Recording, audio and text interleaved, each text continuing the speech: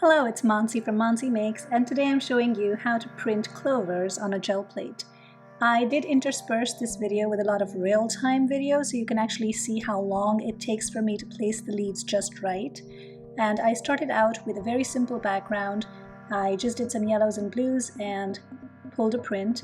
I am using my perfect placement tool from Jelly Arts, and you'll see how easy it becomes to start layering things even for simple prints when you're using this placement tool. So I just went outside, and there's a lot of clovers growing right now. Plucked a couple and just very carefully placed them on the gel plate one by one, making sure I was spreading out the leaves as much as I could. They do tend to curl up really quickly.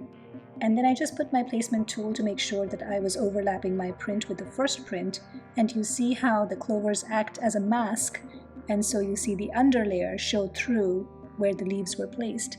Now when you pull these leaves off of the gel plate, just be very careful that you don't press on the gel plate with your nails, or if you're using tweezers, not to damage the gel plate. I then placed that print back on the gel plate, and I got some really cool details of the actual leaves. Very simple print, very easy to do, still lots of texture and details, and you see a lot of depth as well. So this was a very quick, maybe 5-minute print.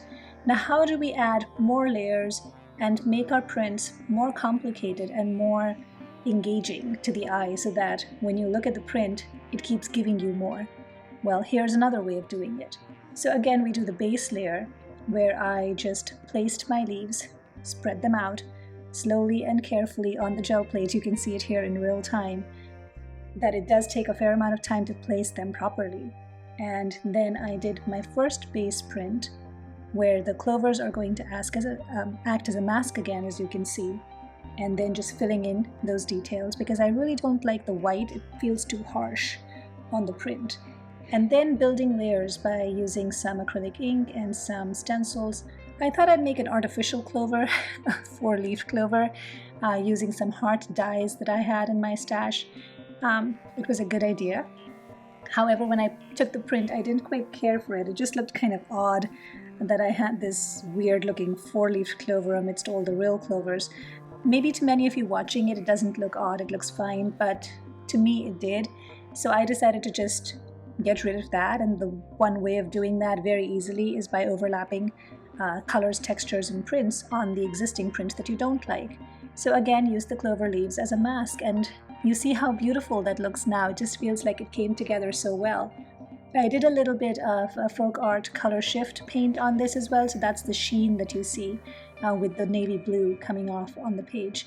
And I just love the depth in this. It just feels like those leaves are floating in this beautiful abyss of nice warmth. It's really pretty, I think, to me, anyway. Then I just took those leaves off of the plate and I just did another pull. This was a coast print. I wasn't expecting to get much transfer on the new print because the leaves were really faded, so to speak. The texture imprint wasn't there, it wasn't as vivid.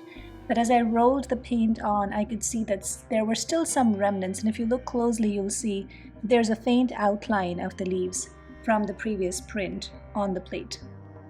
So again, I went for my fabric heart die cuts that I have in my stash, and I placed them on the gel plate. This time I was being very deliberate and careful about the placement. I wasn't just doing it willy-nilly, making it look a bit more realistic. And I didn't have a stem, so I just added a clover that already had a stem to kind of work for me. And then I just put my placement tool, added some punchinella print, and took another print. This is the part where I press really hard. When I pulled this print, I was very happy with it, except I didn't like the white. The stark white was bothering me. So I just went ahead and put some of that ceramic paint that I have from Marabou. You can see the consistency is very different than regular acrylic paint in this close-up here. There's a bit of that green outline from that heart-shaped clover that I had made on the gel plate, which I was hoping to lift up in this one final pull. I didn't want to overcomplicate things. I just wanted to show you how very simple it is to get very complicated, very deep, very textured and layered prints in very simple ways. So I really do hope that you enjoy this video, that you liked seeing the process in real time intertwined with the hyperlapse to get a sense of how long things really take, and that you will try this out. Thank you so much for watching, and I will look forward to your comments. Have a wonderful day. I'll see you all next time.